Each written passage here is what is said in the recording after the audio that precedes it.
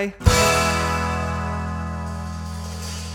Hello, everybody. Welcome to Knock Knock Hi with the Glockenfleckens. I'm Dr. Glockenflecken, also known as Will Flannery. I am Lady Glockenflecken, also known as Kristin Flannery. Oh, we're talking about EMS. Yes. I love EMS. All the wonderful... with all my heart. All the wonderful EMS people, all the pre-hospital. We're talking about pre-hospital stuff. We're talking about funding. And did you know your tax dollars likely go to EMS to keep those ambulances running and the fire trucks? And we had a fire truck show up at our house a couple times over the years. Most recently Yes. was because we had a little burn pile of stuff, and we weren't quite allowed to do that at that time of year. Did not realize. Yeah, so we learned a thing or two. Yes. We are now familiar with the website that lets us know. Yeah, if there's a fire ban, and we learned some fire safety tips. No, we weren't doing anything. It was safe. It was safe. It was just not contained, the right time of year, and it wasn't quite allowed. We made an oopsie. So we did a little oopsie, and happily paid our little citation. Whatever it was. Anyway, so thank you to the firefighters who, as if they're listening, they're fans of Knock Knock Hi now. Maybe they're fans of our guests and are Maybe listening. So. Our due guests, to their by presence. the way, are Jason Peng, Director of EMS, and Joe Stoffolano, Division Chief of Community Risk Reduction at Miami Township in Ohio. Yes. And so we heard all about the ins and outs of the world of EMS. Yes. They've got some really cool pre-hospital programs coming that they're working on and doing. Yeah, really, really cool to hear. Because, as physicians, and I'm including myself in this, I am a physician, but not a hospital-based one. But, we see all the things that happen after the patient arrives. But, we don't really know a lot about what happens before the patient gets there. So it's cool to hear their perspective on patient care and some of the cool initiatives that they're doing. So yeah, I've always thought there's a little bit more of humanity in the pre-hospital system as a whole than in the hospital system as a whole. We get into it in the episode a bit, but just the nature of their job and being in some really personal places, I think, helps really emphasize that humanity piece. All right, let's get to it. Here is Jason and Joe. All right, we are here with Jason Peng and Joe Stoffolano. I want to start you guys by just telling us a little bit about what you do and also your favorite thing about ophthalmology. Very important to me personally. Go ahead. Jason, let's start with you. So I'm Jason Peng. I'm the Director of EMS at Miami Township Fire and EMS, and I'm also a nurse practitioner, work clinically in the ER and ICU. My favorite thing about ophthalmology is that I was able to perform a lateral canthotomy in the back of a helicopter right around 2015, and we published some case reviews on that. There were 3 or 4 of us, yeah. You've never performed a lateral canthotomy in the back of a helicopter? I've only performed them actually in the operating room in a very controlled environment. That's what a lot of people actually don't realize about a lateral canthotomy. They think that that's like an ophthalmology procedure. And it is when we're doing certain eyelid surgery that we're planning on it. But for an emergency, that's all emergency medicine, EMS. That's something that you don't want to wait for a slow ophthalmologist to get his pants on and come in to see the patient. That's got to be done immediately. Were you nervous about doing that in the back of a helicopter? Oh, yeah. And my partner at the time, we actually have kits made up for that. We have iris scissors, everything set up. And the patient's intubated, and I said, "Hey, Joe, give me the lateral canthotomy kit." And he said, "Well, why don't you just use a scalpel?" And I'm like, "Dude, no, I'm not going near this eye with an 11 blade. Give me the kit." So it was funny. We had a laugh. What's in the kit? I'm curious. What do you got in there? So we had just some forceps, iris scissors, a syringe with a 27 gauge needle.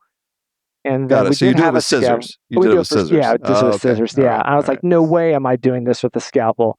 If the pilot hit some turbulence and I rupture this guy's globe, I'm not doing that. That's pretty smart thinking. All right, Joe, what about you?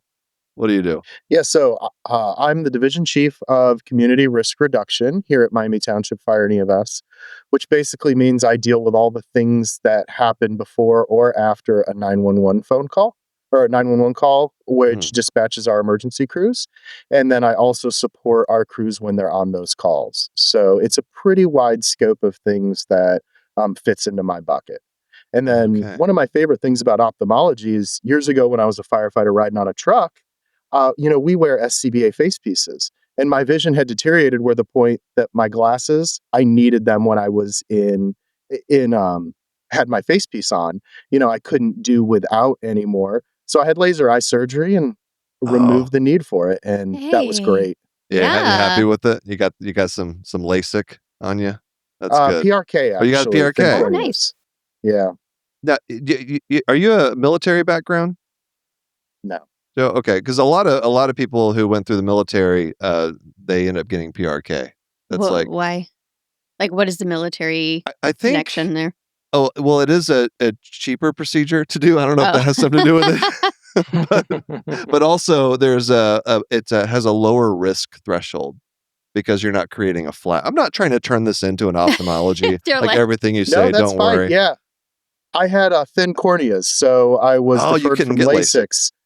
That's right. Yeah. Dr. Holland at Cincinnati Eye Institute went ahead and did my PRK. Yeah, very happy with the care. So I want to I want to ask a question just about generally the world of EMS in 2025. Like, are you guys on a scale from 1 to 10 as far as optimism for just your field and funding and like, how are you feeling? You feeling good? You feeling like kind of, not sure? Historically, it's been great here in Miami Township, but we do have some legislation on the docket that's being pushed about property tax reform, and that will significantly impact us as far as financially. But as far as the field and the profession in general, I think we're solid here. We've got a lot of good morale, a lot of young, really energized people that love to do the work, and as long as we have the money, we'll keep pushing the envelope. So, but this is important because it's the property taxes primarily is what allows you to do what you do in EMS. Yeah, I didn't realize that. Like I knew that obviously property taxes help fund public schools, but I didn't know that they also fund the extent of what it covers. Right. Yeah, and that's actually a very common thing when we talk to citizens. They always focus on the schools and do we need more schools and do we need 5 principals and they don't understand, the property taxes fund, 90% of what we do. Yeah. Yeah. So, and I'm sure it's different from state to state, but in Ohio, unincorporated areas like townships, which are a significant portion of Ohio, property tax is really the main revenue generator for police, fire, and fire is often the EMS services as well. So when the legislation is proposed to eliminate those, in addition to schools, we are very concerned about our ability to deliver service to our communities when we go to the point of essentially no funding to support our operations. That's really scary. It feels like they need to know. Is this happening? I mean, hearing from other people in the EMS community, is this happening in other states as well? Is this a big concern nationwide, or is it kind of starting with Ohio? There are some other states that are looking into it. Some places, I think this Florida, Joe, do they even have? I'm not sure what Florida does. I'm not sure what the reform levels are. I think on a case-by-case, state-by-state basis, how fire and EMS is funded, and then how the different legislation is going to affect the property taxes or the different funding streams that feed into them. Being our entire careers in Ohio, we know that Greater Cincinnati, for instance, has incorporated City Cincinnati, has incorporated a few smaller cities, but the townships really are all of the unincorporated areas, and property tax is really all a township is given to collect revenue. Now, there's a few other things, but not to get lost in the big picture, property taxes are a vast majority of the funding for those. Yeah, if only this was an ethical thing to do, but I feel like it would be very effective if maybe we had like okay, we're gonna turn off EMS for like 24 hours.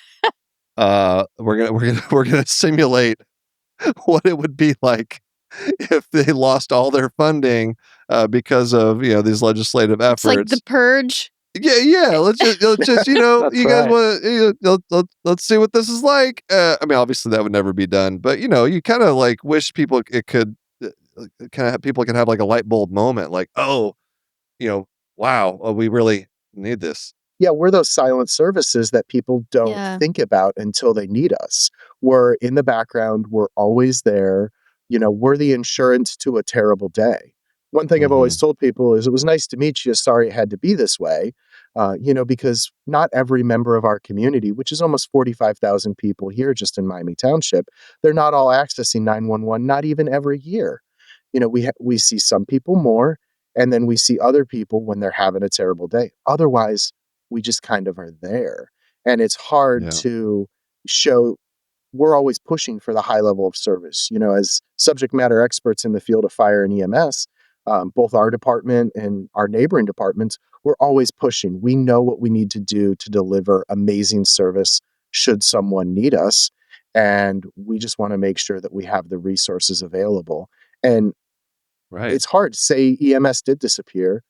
They might not realize what the difference was for a year or two. Other people would see it immediately. But regardless, what are we going to make, about 7,000 calls per year just in our community? Wow. This is not a day goes by where somebody doesn't need us. Yeah. Also, just a quick question about a place in Ohio being called Miami Township. I'm just because I know there's like a Miami of Ohio. Yeah, you should Google it. There's like 4 Miami Townships in Ohio. Whoa. So we're Claremont County. There's Hamilton County, Montgomery County. All right. Not actually too many. Yeah. So the Miami Indians is where it comes from. So that's why there's a Miami University of Ohio and okay. I then was always Miami wondering University of Florida. There you And go. so, yeah, we actually have quite a few Miami townships around here. We have a little Miami River, a great Miami River. There's a lot of Miami. I gotta say, I did not references. know that there was a tribe like a Miami Yeah, I didn't Native know that American either. community. Interesting. All right, so I want to talk about the other, like, kind of the future of EMS. Like, because every field has things that are changing. Are there any like big sweeping, like, oh, we should have been doing it this way, or like this is the future of EMS, this is what we should be doing in response, like for like responding to calls, or like what are the big things that's really exciting about EMS? I think one of the biggest things is actually taking the care to the patient, bringing medicine to the patient instead of thinking about EMS as that overtrained Uber. So we're doing a lot more things in the field to actually solve problems and treat patients instead of just throwing them in the back and start the counter and drive to the hospital. One of those is we had mentioned the pre-hospital blood transfusions that we do, and some other diagnostic things we do. You still get like 5-star reviews. That people still leave reviews for Absolutely. EMS. We get the review before we provide the blood or do the procedures. Yeah. I don't think there's a tip option though for the ambulance No, or definitely no fire trucks tips. that come through. Yeah. Let's dive into some of these pre-hospital things, that because I was blown away by some of the things you guys sent us, and I want to talk about this. Blood transfusions pre-hospital. We are one of 6 departments in Ohio. Ohio is actually doing fairly well as far as the implementation of pre-hospital blood transfusions. It was only put in the scope of practice for Ohio paramedics June of 2024. And then departments started rolling it out. So we carry component therapy, packed red blood cells, and liquid plasma. And we carry that on a specific supervisor vehicle that responds to specific calls or when it's requested. So yeah, how does that work? Like in the timeline of responding to a call. So what happens is we get dispatched to a call, whether it's a trauma or a medical case of bleeding, and our ambulance first responds or they respond to the call. And when they get there, if they need blood, then they actually dispatch a unit called Blood 26. So our fire department, our central station, is Station 26, and we have outlying stations. So we actually have a designated unit in our dispatch center that they just dispatch blood 26 and we respond. And we actually offer that to all of our mutual aid partners. So we actually will respond outside of our jurisdiction to provide the blood, since we're the only one in the Southwest Ohio, greater Cincinnati area that has it. Is this all like O negative blood? Like, how do you, I'm just, how do you manage that? The matching the type.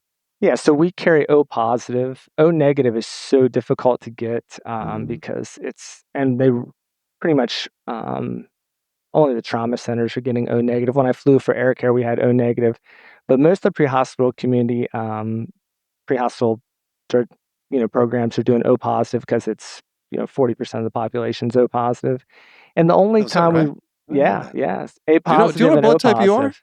I think I am AB negative. Oh wow! Oh man, that's money right there. They love your blood for sure. Oh, okay, nice. Yeah. That way, that's because you're not the O negative is universal donor, Correct. but you can accept any blood. Yeah. Right. So yeah, congratulations. Thank you. Yeah. AB negative plasma is pretty hard to come by. So we do O positive packed red blood cells and A positive plasma, because if you look at the population, 40% O positive, 38% A positive. And we're only doing it for life-threatening hemorrhage, hemorrhagic shock. So there are some patients, if a childbearing age female is in hemorrhagic shock and we give them O positive, we just need to tell the hospital. Right, so they can. Yeah, give them ROGAM or monitor. But yeah, that's kind of what we're doing. So really what are cool. the have you been following outcomes? Like, is this making a big difference?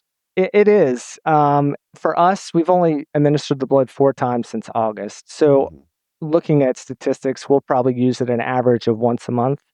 Some months we may use it more. We may go a month without using it. But there's a lot of data. Texas was really one of the states that pushed hard, and even District of Columbia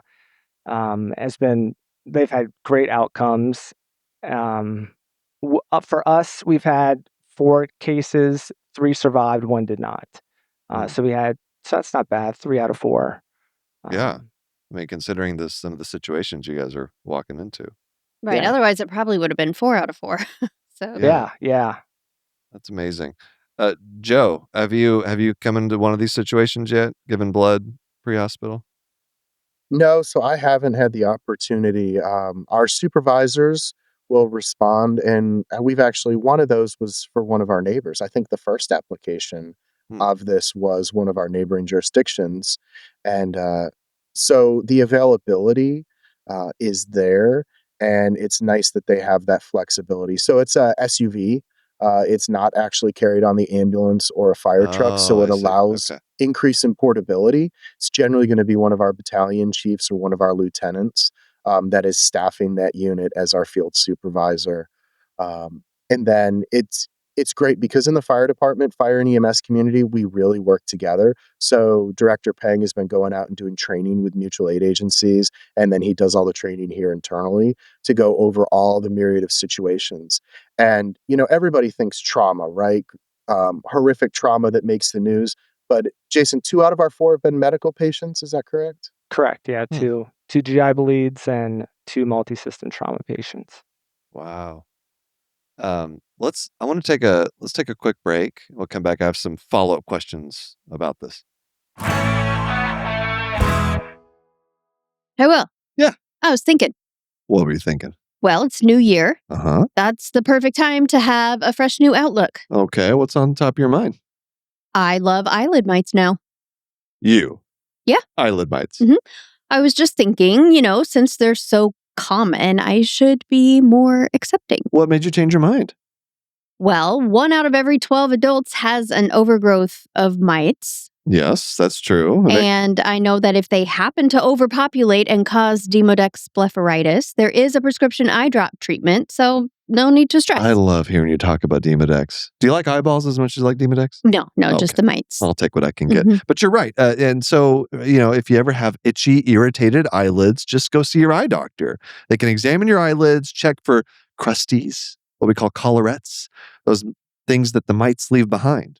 Sounds like a good plan to me. To learn more about eyelid mites and Demodex blepharitis, visit miteslovelids.com. Again, that's miteslovelids.com to learn more. This ad is brought to you by Tarsus Pharmaceuticals.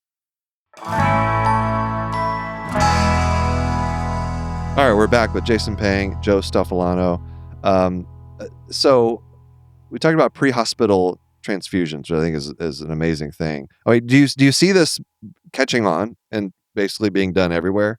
I do. It's just a matter of supply and demand. A lot of people think when we first started talking about blood transfusions, people are like, well, who's doing it? How are you doing it? Who's going to be giving the blood? And when do you know when to give it? And hemorrhagic shock's pretty easy. Yeah. We've always kind of known what to do. We just haven't had the tools to do it. So if we could fix the supply and demand thing, and so part of that is we actually sponsor our own blood drives to support Hawksworth Blood Center. So we do quarterly blood drives, and it's pretty much expected if you work on the fire department here, you're giving blood. Since we're, giving it in the field, it's not really optional. It is, but it's not. Sure. So the supply and demand, and then the behind the scenes, the QA parts, right? So we want to make sure that we're giving safe product. And that was probably the biggest hurdle is $17,000 of investment for a blood refrigerator, a specific cooler, a warming unit, to make sure you have all those systems in place so we're giving safe blood products. I think once that becomes more streamlined and more affordable, we're going to see it spread a lot faster, and then we're going to have the supply. There's some other technology coming down the road with the freeze-dried plasma that will definitely open the door for at least pre-hospital plasma administration because the storage is pretty easy, and obviously the supply will be much more abundant unless some drug company charges $1,000 per unit. But we'll have to see how that plays out. Don't give them ideas. Well, and I think, with blood, this is always going to be a regional resource. There's no reason that every ambulance on the road needs blood. So it's incumbent on each community, each region throughout the country to figure out their economies of scale and regionalizing this. Because for us, it works well because we have an SUV that is a little more flexible. It's not going to the hospital. It's staying in our community unless it's needed for those resources. And we're able to do that. So I think places that have field supervisors, advanced practice paramedics, kind of a next level of care as part of their EMS system is going to be where this really holds firm. Every ambulance having this would be just a waste of that precious resource. So it's incumbent on each region, each area to figure out what that looks like for them. In the end, it's just logistics. And thankfully, with Jason's experience flying on a helicopter and working in the emergency department, he was able to bring that knowledge when he took the director of EMS position here to help solve that logistic problem and work really well for us. So how big is your township? Your coverage area, the population? Yeah, we're 33 square miles and a population of about 44,000. So are there benchmarks? I'm assuming there are for like the number of people you have in the catchment area to like how many ambulances you need, how many, EMS, like how big is your department? Like give us a kind of frame of reference for how much you need for a population of that size.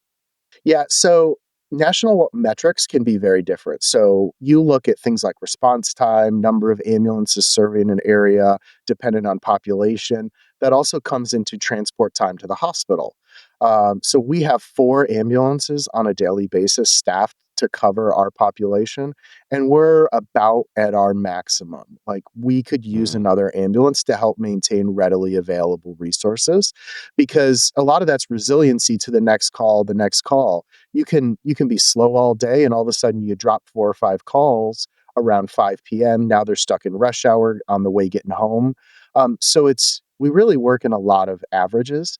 And then EMS response time, there are national benchmarks, but they'll talk about, 6 to 8 minutes for suburban areas, urban areas, a little bit further as you move rural. And then very rural communities, if they can get a 15-minute response time, they're lucky in many cases because EMS, especially in the state of Ohio, doesn't have a lot of state mandates on what it's supposed to be. Fire departments, and so fire and EMS based response are usually geared around fire response, and then EMS translates to that. So a national benchmark of the first unit arriving for a fire is 240 seconds from the alarm time, or what equates to 4 minutes. So if you build fire stations around that, and then EMS follows in EMS-based fire or fire-based EMS, then you're looking for that first unit will be a fire pumper or an ambulance to get there in about 4 minutes. Now, systems vary widely across the country. You will have Greater Cincinnati is almost all fire-based EMS. Other areas of the country, they're very separate organizations. You might have a county EMS agency and multiple fire departments. So they're going to be backing each other up. But a lot of times EMS will only respond to the EMS calls unless there's a significant need for personnel, say a cardiac arrest or a car accident, and then fire will respond as well. So it's a really lengthy response that benchmarks widely across the board. So then then it comes down to, if it's separate, fire and EMS, then it comes down to the dispatcher or somebody whose job it is to divert the call where it needs to go. Is that how that works? Yeah, usually there's protocols for that. The dispatchers are trained, and it'll come up and let them know who they need to dispatch. We have what are called run cards, and so we try to take the cognitive load off the dispatchers so they can focus on just getting units out the door and then talking to the person on the other line. Well, and the entire system is really geared around quick response to stabilize whatever the incident is. So, for instance, we use a county dispatch system, and our dispatchers will start to get information, and they'll be putting data in the computer, location, quick nature of the call. Is it a fire? Is it a medical call? And they'll often send the first unit. As they get more information, then they might upgrade it, say, oh, wow, this is a lot more severe. I'm going to send additional units. So it throws some people for a loop that we might get 2 or 3 dispatches the same call, but first it's an ambulance. Oh, now it's severe. We're going to dispatch a fire truck along with it. And then, oh, it's actually an entrapment. It's not, somebody's trapped in this car. So I'm going to dispatch a second fire truck, a supervisor, things like that. But it's all geared on getting the first units out the door, getting there to stabilize whatever is going on. That sounds like an incredibly challenging job. Yeah, all those, that's a lot of coordination Yeah. to take care of it, and a lot of things to know in a very quick dispatchers amount of are some time. of Kristin's favorite people. Well, EMS and dispatchers, that's my heroes. I have such respect for you guys and the dispatchers. After seeing when I called for his cardiac arrest, just the response and the way that, I don't know if you're trained this way or just or not, but they are there. They're the only people that are there with you in an emergency situation, right? Or at least for me, that dispatcher is the only one who knows what it was like for those 10 minutes while I was waiting, and then those EMS professionals are the only ones who also saw what was happening and Chaos, yeah. and just something I think for pre-hospital that I think that hospital, you guys could teach to hospital systems is being in the homes. I think just makes it this very personal experience, and it's like your worst day, right? And so coming to someone's rescue also is a very personal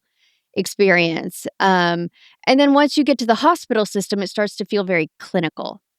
And I definitely want the clinical medicine and all of that, that for sure. But I think we do have this piece missing of the human experience at the hospital that the pre-hospital system, I think, just sort of innately understands better because of the nature of what you're doing. Yeah, the dispatchers are definitely the unsung heroes. A lot of Yes. times you look at the firefighters, paramedics, and police officers, but we try to do reunions when we have Yeah. successful cases and actually have the dispatcher, be with the family as well, Yeah, because a we lot of did one of times those. yeah, Yeah. that's fantastic. Yeah, I got to meet the dispatcher and the crew, and yeah, it was really meaningful. Yeah. Well, and this is a nice segue into we do a lot of public education. So AEDs, CPR, Hmm. we've added public access AEDs that are 24/7, 365 available, not behind any lock or key in our parks. And one of the things when I do these community CPR classes, we might spend, say, 10, 15, 20 minutes. We're doing hands only CPR, call 911, get a hold of EMS because CPR for the longest time was this heavy burden, this many-hour class, and people didn't want to commit. But frankly, I tell everybody if you forget what to do, call 911, and the Yeah. dispatchers are amazing people. They will tell you what to do. They will walk you through hand placement, doing CPR, helping you figure that out because, like you said, they really are heroes every day. They do a great job.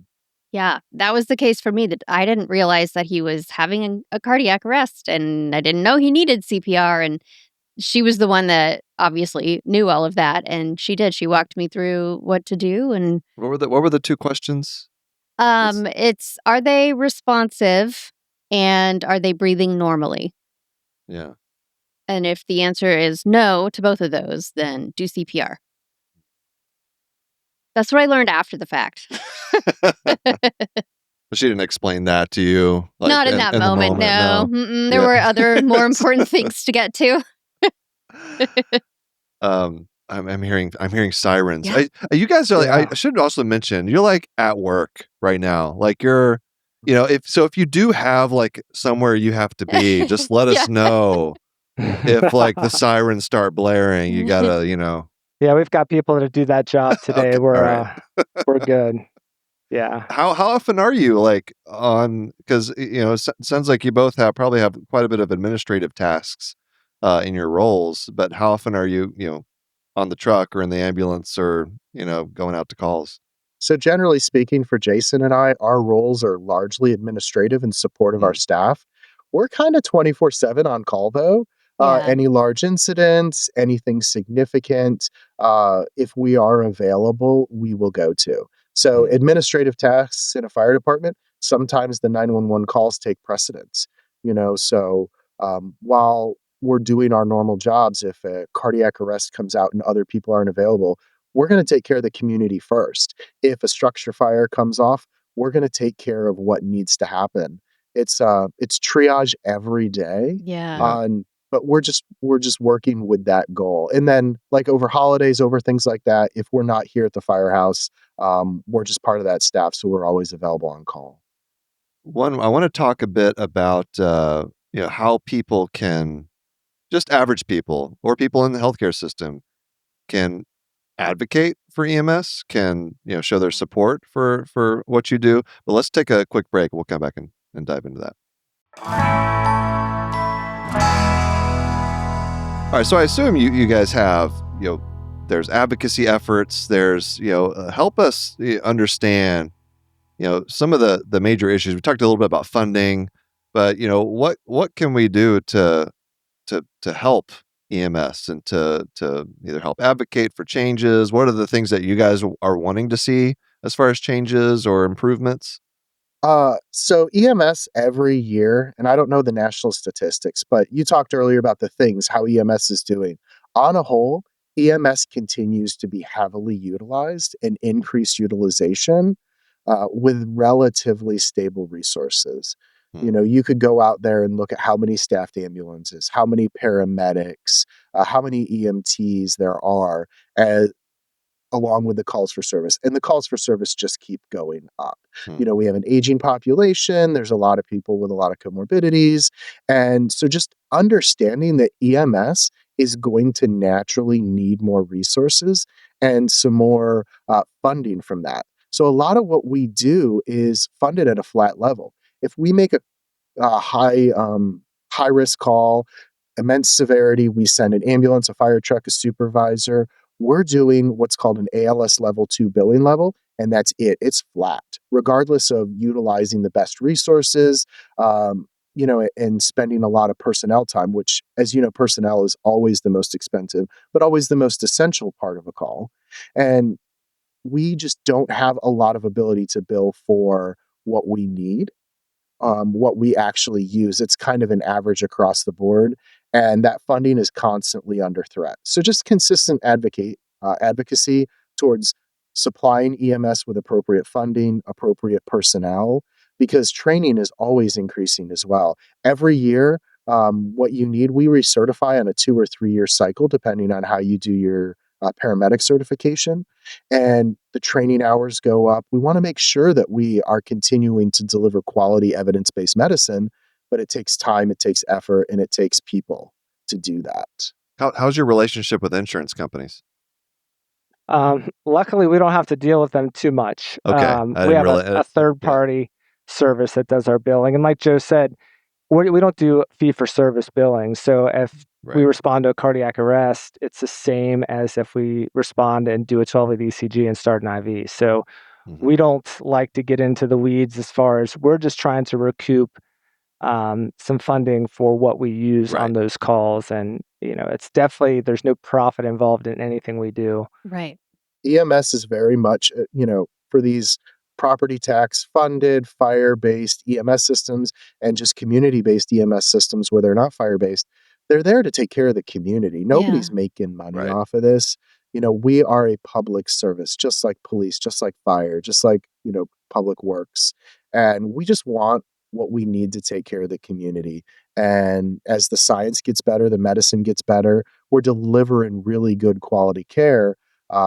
But we do worry about the bottom line because that affects our ability to give it. Everything's going up, as everybody knows. Vehicles, fuel, supplies, all that kind of stuff. It's not like you're inefficient with the money that you have, right? Like you're making every dollar count in what you do. And so yeah, we're 100% transparent. If you live in Miami Township, it's all public record. Our budget is like posted online. You can see what our budget is and what we use. And so we like to advocate to get more people to vote. We have tax levies that come up. We have one that'll probably come up next year.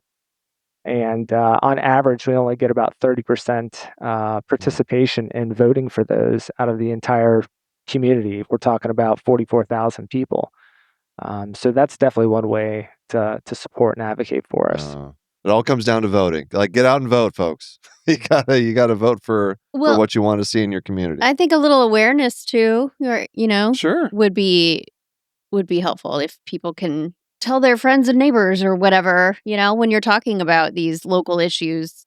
You telling me I need to have more skits featuring EMS? Yeah. I think I do. I think you do too. I think that'd probably be helpful. What are your rivalries with maybe the emergency department or? They're not rivals at all. They work together. Sure, but any pet peeves? All of your characters work together. Yes. But as far as go into the local ERs or anything, our paramedics see the nurses, the doctors, the techs, everybody that works in the ER all day, every day, every time they're taking a patient. So when one of us happens to become a patient in the ER, you can see a shoving match on who gets to start the IV. Oh, that's great.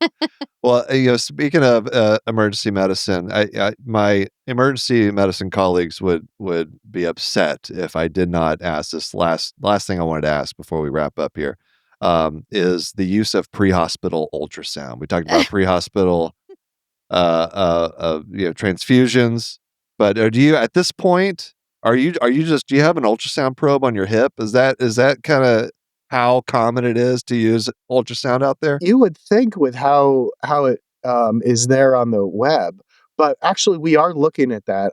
We're going to do some internally credentialing. I think, of course, Jason jumps off right in time, but I think he's ordering the demo or he knows the demo for what we want to trial. So in Ohio, EMS is based on scope of practice that the State Board of EMS. If we want to do a skill or a technique, it's got to be okayed in the state scope of practice. Now, each state's going to be a little different, but in Ohio, that's how it works. So we had to wait for them to add it to our scope of practice before it was something that we could look for in the field. to do that way. So, but there's definitely some merits to it. Yeah. I think it's an amazing tool, and everyone's gaga over He's ultrasound. just bitter about I'm not a hater. the I'm not eyeball hating. usage. No, it's fine. It's fine. It's just it's just sometimes not necessary. But I understand how amazing it is for so many different things in emergency Hey, medicine better world. safe than sorry. Take a look. I am very pro ultrasound. Like 90, before everyone comes for 95% of the time. I'm pro ultrasound. Something that comes up when we're talking about EMS adding skills or medications is if you think about our patient ratios, it's a 1-to-1 at worst. Like when you go to the ER, then, nurses and doctors are moving around between patients. But in the back of an ambulance for 20 to 30 minutes, you are there with the patient. It's a 1-to-1 ratio. There's no one else distracting you. You can get amazing history physical. You can, do serial EKGs. You have time perhaps to do ultrasound or a second round of medications because it's 1-to-1. And sometimes if we think the patient's severe, we're not really sure how they're going to manage, we'll send a second person. We'll send a third person if we think it's necessary. So you can have a lot of really good quality time to deliver that patient care. Jason said earlier, we're not just a flashy Uber ride. We're doing patient care in the back of our mini ambulance on wheels or mini ER on wheels. So yeah, it really is incredible all the things that are back there that you can do. Does everybody, the crew that's in the ambulance, can they all do each other's jobs? Like the driver, is it always the same person driving, or can everybody drive the thing? Generally speaking, most EMS services, they can all rotate. Okay. Now, what you might have is an EMT basic or an EMT and then a paramedic paired with each other. So if it's a lower level of care required, the EMT can ride in the back. If it's a higher level of care, the paramedic will ride in the back. Some Gotcha. services will have a 2 paramedic model. Well, they'll just change each run. They'll just flip back and forth. So they take equal turns. For us here, it's mostly 2 paramedics, but we do have some EMTs as well. So they will rotate. And then our people aren't always on the ambulance every day. For instance, the person who's the paramedic on the ambulance today might have driven the fire truck 3 days ago when they worked their 24. So they will rotate around. But what that also means is we can back each other up. So the fire truck will respond. There's a couple of paramedics on there. If we need more patient care providers, then the fire truck stays there and they go to the hospital to take care of the patient. I suppose if you can drive a fire truck, you can probably drive an ambulance. I would think so. Yeah. We make sure you can drive the ambulance before the fire truck. They're a little smaller. Stepping stones. All right. Well, Joe, is there anything else that I know we lost Jason, unfortunately, but it's probably some kind of internet connection issue. But is there anything else we haven't talked about? What are you? What do you want to leave people with? Can they find you on social media, or where can they learn about EMS? Yeah, so EMS is a very local thing to find out truly where you live has. Here in Miami Township, they can go to our social media. They can go to our Facebook and Instagram is where we share the most. And then that will lead you to our website as well. But I highly recommend wherever you live in the United States or somewhere else, you look into how the care is provided where you're going. I know when I go on vacation, I'm not this most exciting person. I'll look up the EMS agency, especially if we're pretty rural, to see how close things are going to be. I have 4 kids. They're somewhat accident prone. So, it's nice to know. And I think a lot of people don't realize that EMS varies widely across the country. And I really think that wherever they are, they should know what resources are or are not available there, because some areas of the country are almost a desert for the amount of EMS level they have. That's crazy. I have never once thought. No, not even I have. We're going somewhere. And I'm the anxious We're going one. on a trip. Let's see what's. Yeah. Let's see if we can have any kind of emergency services. I just assume, right? And I think a lot of people do that there will be some sort of emergency response team. Well, in like a couple weeks, we're going to Big Bend National Park, which is like one of the more isolated places in the country. Maybe we should look that up. But I'm, they got ranger stations around. So, oh my goodness. Well, a vast majority of the country is covered by volunteer fire and EMS. Now, volunteer fire and EMS can be just as professional as any paid agency, but the availability and the response times are sometimes not what somebody from an urban center is expecting. Gotcha. Right. And it's just important to be informed. What do you do if that. you are informed that there is nothing really around you? Do you not go? Don't get hurt. Yeah. Be very careful. Yeah. I don't know. Maybe travel with a physician. Yeah, there you go. Well, he's not much. Only eyeball it stuff. Counts. It counts. I could get by. I could get by for most things. All right, Joe. Thank you so much for joining us. It really was a pleasure. Thank you for having us. I love learning about pre-hospital medicine. It is so fascinating because I don't really know much about. Yeah, and they have to, in my mind anyway, they have to be really like scrappy, more than the rest of medicine, where you have like dedicated places and equipment, and these people are walking into all sorts of situations and a variety of resources available, and they have to be very just good at their jobs. I want to see this lateral canthotomy kit. What are the scissors he was talking about? Just a pair of scissors you cut through skin. Just a regular, like, Fiskars scissors? No, the safety scissors, the ones that the elementary school kids wear. No, I don't know. I mean, they're like medical scissors. Yeah, but they're sharp enough that you can cut the lower eyelid off. But cool. that's not the point of this episode. Let us know what you think. You have any thoughts about EMS? Are you a paramedic and you have some insight into this episode? We would love to hear from you. You know what I always get wrong too, and I may have even said it in this episode. Paramedics, I'm not sure. EMTs, difference? EMT, yes, paramedics and EMTs, and then EMS. Yeah, and it's all. I never get the right acronyms and the right.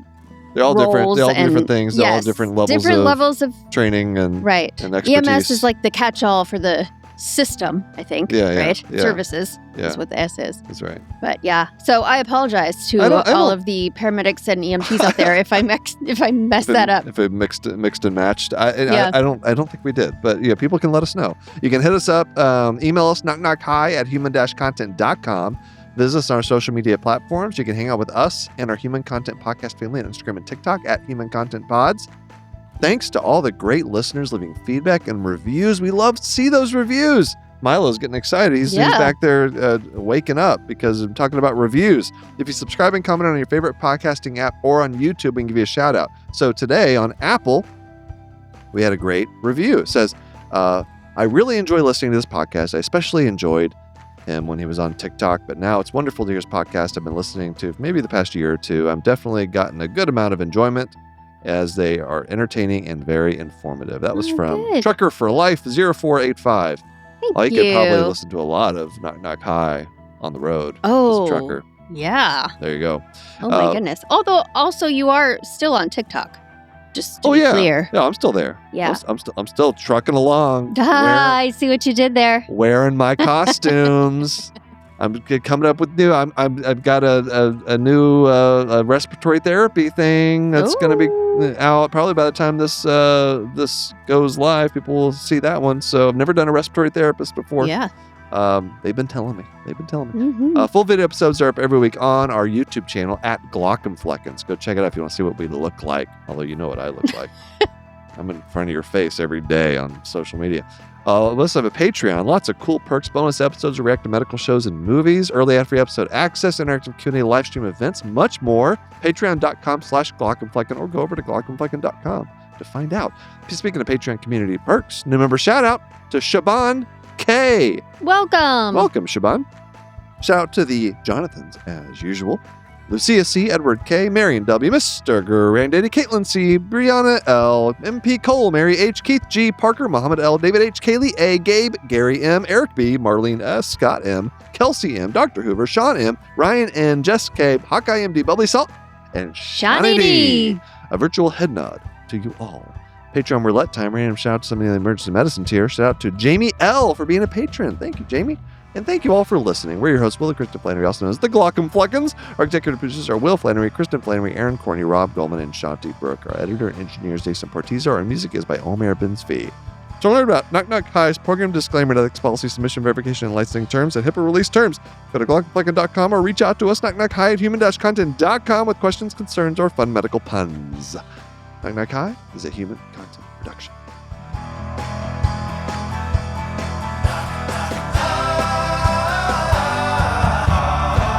Knock, knock, goodbye.